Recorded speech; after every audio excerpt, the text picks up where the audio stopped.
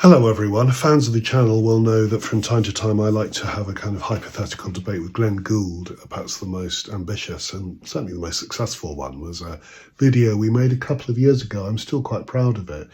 In fact, I'm going to copy it into the link below so you can have a look, where we talk about Mozart.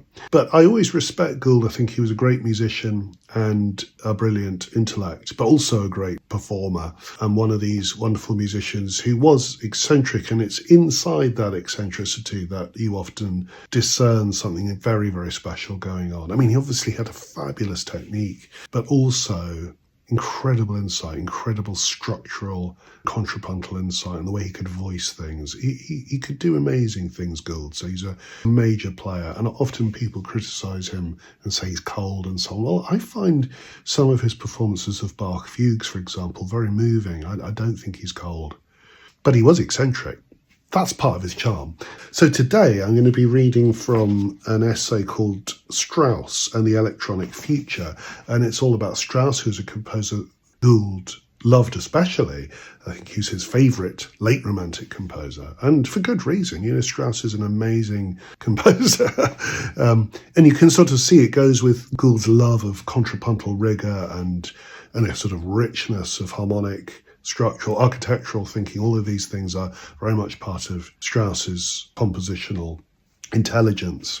But I'm not actually going to read a bit that particularly concerns Strauss, but Gould is making a broader comment about the way that we assess, he says mistakenly, and I think he's right, the way that we tend to assess historical importance when we decide who's an important figure in music history and who isn't.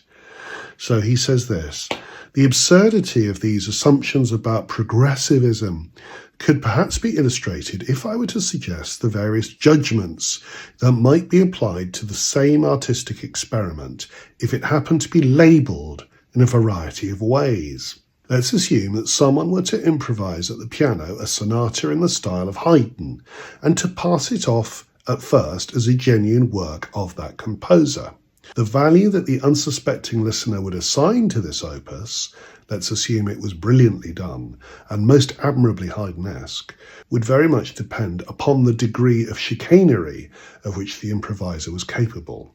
So long as he was able to convince the audience that this work was indeed that of Haydn, it would be accorded a value commensurate with Haydn's reputation. So he's making the case that if you improvised a piece in the style of Haydn, and you passed it off as Haydn, depending on your skill as an improviser, people would judge it to be a fine piece by Haydn.